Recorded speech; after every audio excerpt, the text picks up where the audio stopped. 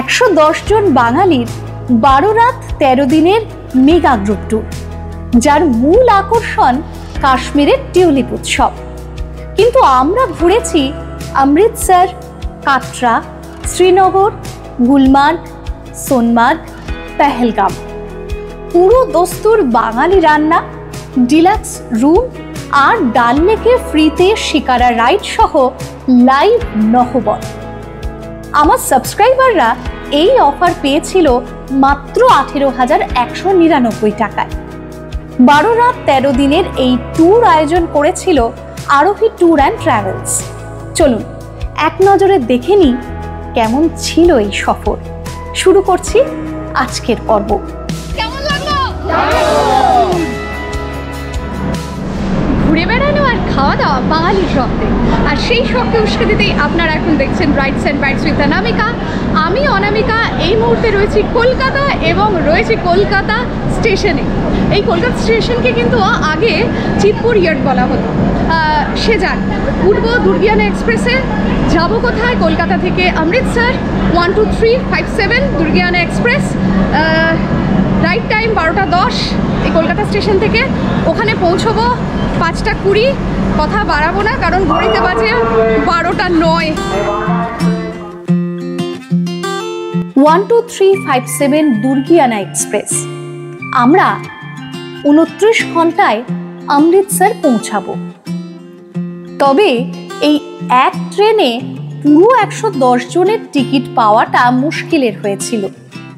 ট্রেনেই আরোহী tour and ট্রাভেলসের দিব্যেন্দুদা আলাপ করিয়ে দিলেন এমন অনেকের সঙ্গে, যাদের সঙ্গ আগামী 13টা দিনকে স্মরণীয় করে তুলবে।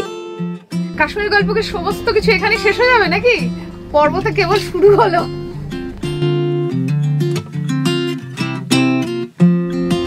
আমরা অমৃতসরের হোটেলে ঢুকলাম। হোটেলের নাম হলো এভি গ্র্যান্ড। আরোহী ট্যুর অ্যান্ড ট্রাভেল কিন্তু বেশ সুন্দর হোটেলের আয়োজন করেছে, আমি দেখলাম, এসেই মন ভালো হয়ে যাবে।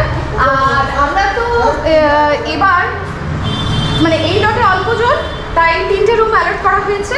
আমাদের এই রুমটা, আমাদের রুমে আমরা এখানে 3 জন রয়েছি। এখানে আমি যা দেখতে পাচ্ছি কিং সাইজের একটা বেড, পরিষ্কার পরিচ্ছন্ন, সঙ্গে ব্ল্যাঙ্কেট দেওয়া, আর ওইখানে একটা সিঙ্গেল বেড, মাঝখানে কিন্তু একটা কর্নার টেবিল, এসি আছে, আর এইদিকে চার্জিং পয়েন্ট আছে। ঠিক এই পাশে সুন্দর একটা আয়না, বেশ সাজুগুজু করা যাবে, সঙ্গে বসা যাবে, চা ফা খাওয়ার বোতল। আর এখানে বোধহয় খাবারটা, হ্যাঁ। আমাদের ব্রেকফাস্ট পর্ব যেমন এক পর্যায়ে শেষ, আবার চলছে। ওইদিকে লাঞ্চের প্রিপারেশনও কিন্তু মোটামুটি শেষ, কিছু বাকি রয়েছে, ডাল, চাটনি, আর এটা তো ব্রেকফাস্টের জন্য আলুর তরকারি, ওইদিকে মাছের মুড়ো ভাজা।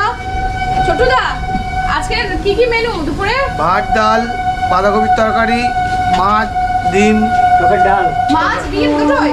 আবার এই কি মানে বাঁধাকপির তরকারি মানে মাছের মুড়ো দিয়ে?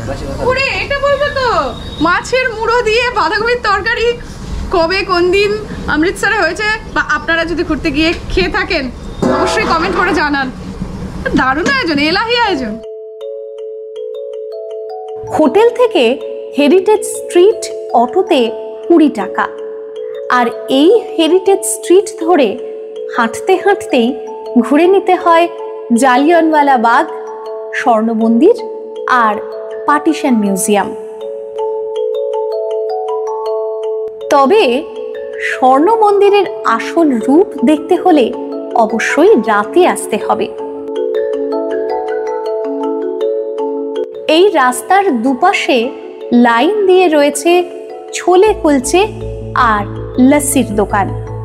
যে কোনো একটায় ঢুকে যান, জাস্ট লাজবাব। इसमें क्या डलता है, घी या बटर? बटर। बटर, अच्छा अच्छा अच्छा। আর তার সাথে এসছে একদম পাঞ্জাবি গ্লাসে, এই বড় গ্লাস, মানে আমার মুখের থেকেও বড় লস্যি, ঘন লস্যি। এটা একা একটা খাওয়া মুশকিল। অমৃতসরে দ্বিতীয় দিনের জন্য রইল দুর্গিয়ানা মন্দির আর আটারি বর্ডার, যাকে অনেকে ওয়াগা বর্ডারও বলেন।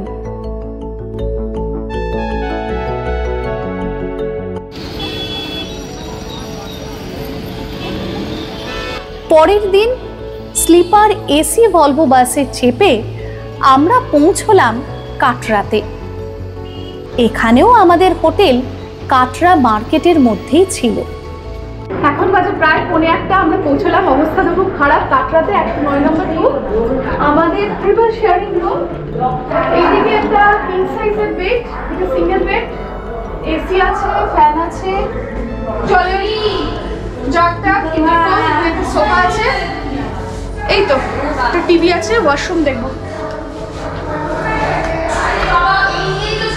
এই যে গিজার আছে, কোমোড, বেসিন, এক্সস্ট ফ্যান, সব ঠিকঠাক। পরের দিন দর্শন হলো বৈষ্ণোদেবী। সন্ধ্যের দিকে ঘুরে নিলাম কাটরা বাজারও। আমরা এখন রয়েছি কাটরার মেন বাজারে, আর আমাদের হোটেল থেকে মাত্র 400 মিটারের দূরত্বে এই বাজার। জমজমাট বাজার, প্রচুর ভিড়, প্রচুর জিনিস। একটু এক্সপ্লোর করবো, চলুন।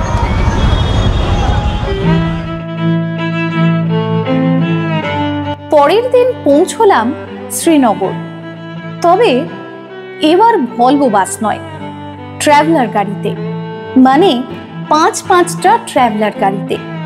আরে 110 জনের পরিবার বলে কথা। ডাল লেকের একেবারে পাশেই আমাদের হোটেল।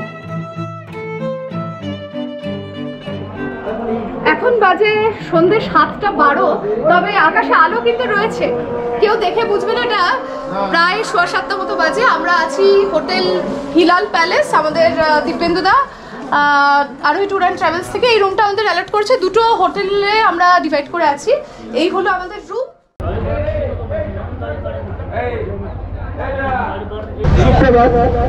তাই আমাদের গাড়ি এখন ছেড়ে দেওয়া হবে।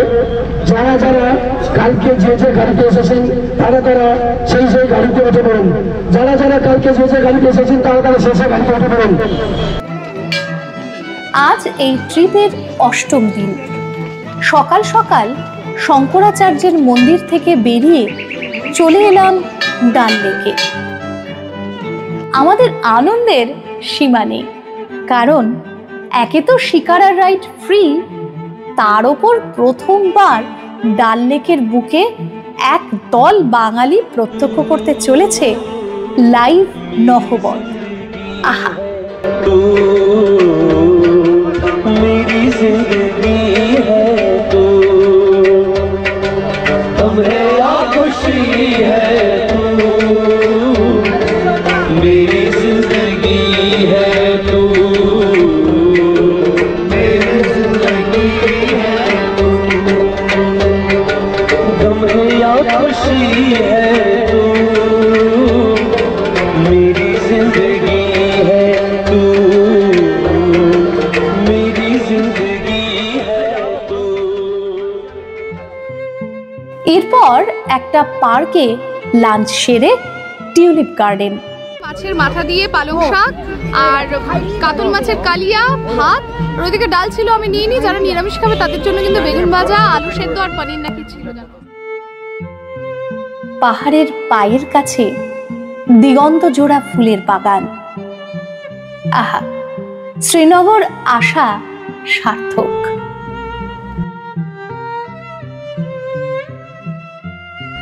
টিউলিপ বাগান থেকে বেরিয়ে দিনের শেষে হজরত বলবাগ, দিনের শেষে আবারও একবার ডাল লেকের তীরে।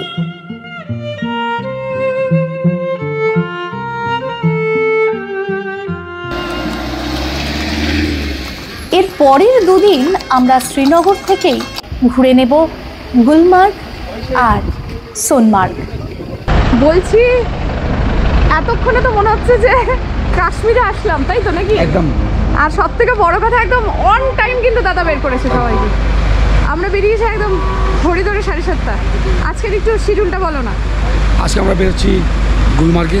যারা যারা গুলমার্গে কন্ট্রোল রাইড আছে, আপনারা জানেন যে গুলমার্গে দুটো ফেজ 1, ফেজ 2। আপনারা দেখতেই পাচ্ছেন অপরূপ সৌন্দর্য। ওখানে গেলে তো আরও আনন্দ করতে পারবেন আপনারা। গত নভেম্বরের শেষে যে স্নোফল হয়েছিল, এই এপ্রিলেও তার চিহ্ন রয়ে গেছে। গুলমার্গের মূল আকর্ষণ হলো গন্ডোলা রাইড, কিন্তু তার জন্য মাসখানেক আগে থেকেই অনলাইন বুকিং করে রাখতে হয়।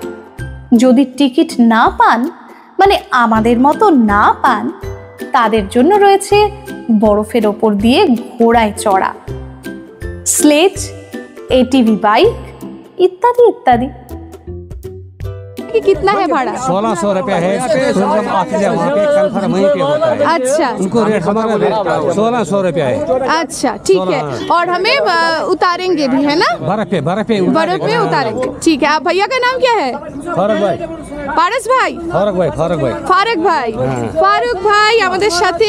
আর এই যে আমরা 6 জন রয়েছে নাকি? 6 জন। হ্যাঁ, এই যে কাকু, সৌম্য, রনি আর আন্টি, আমরা সবাই রয়েছি। দেখি কি হয়। আর আলতাফ ভাই। আচ্ছা, এই হলো রাস্তা। আপনাকে কিন্তু ফেরার সময় কেউ সাহায্য করবে না। 2-4 বার আছাড় খেয়ে এদিক দিয়ে যাই বল। বরফে পা দিলেই আর বৃষ্টি শুরু হয়ে গেছে, মানে খুব খারাপ ব্যাপারটা। আমি যদি না পৌঁছাতে পারি ভিজবো। শিলাবৃষ্টি শুরু হলো আর ওই দেখুন ঘোড়াগুলো কিভাবে বসে যাবো জানি না, ভর্তি হয়ে গেছে ওদের গায়ে।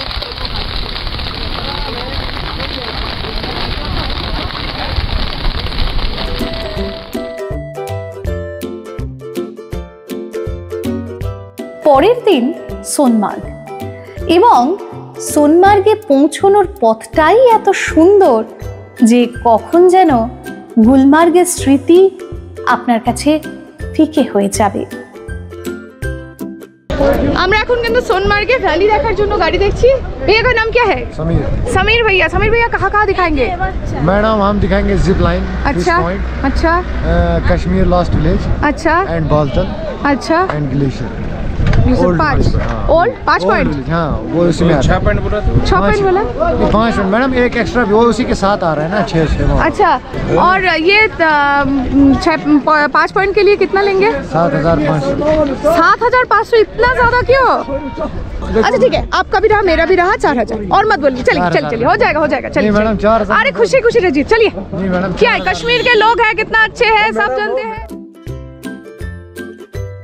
সোনমার্গে এসে গাড়ি ভাড়া করে আপনি দেখে নিতে পারেন পুরনো পণ্ডিতদের গ্রাম, গ্লেসিয়ার, বজরঙ্গি ভাইজান সিনেমার শুটিং পয়েন্ট, আর কাশ্মীরের শেষ গ্রাম সারবল। কিন্তু সবচেয়ে আকর্ষণীয় ছিল জিপ লাইনিং।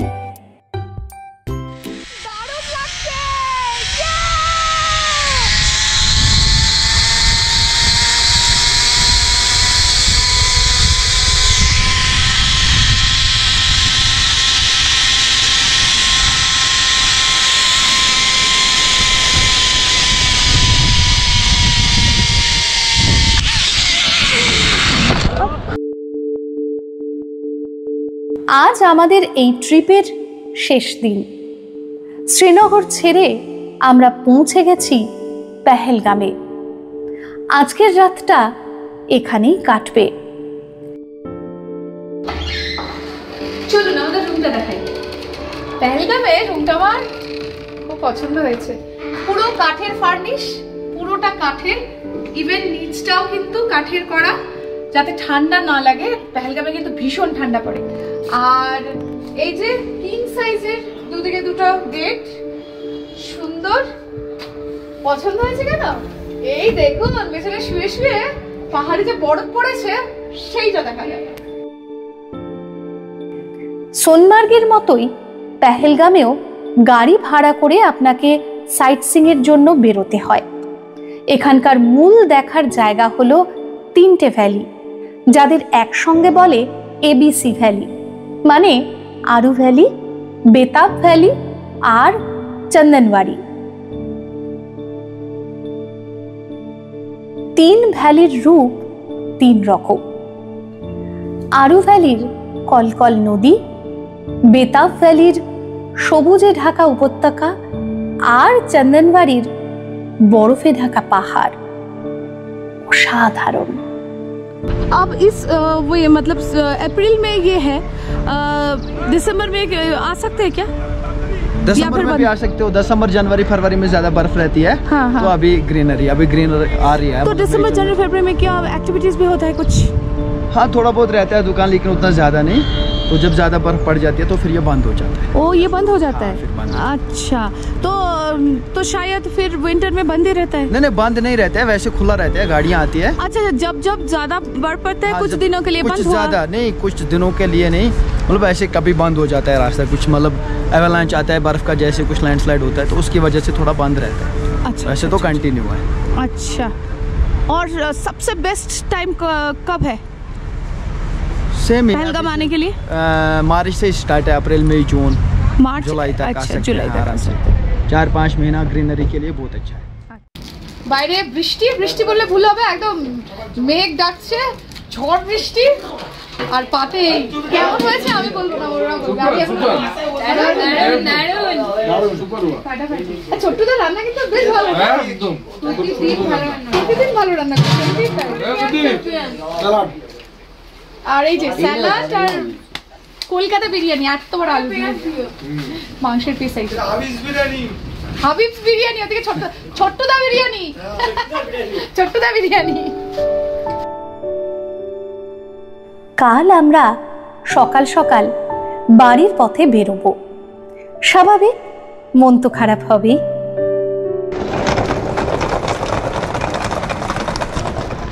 আমাদের কাশ্মীরের পর্ব, আমাদের এই যে পুরো প্যাকেজ আজকের এখানেই শেষ হচ্ছে।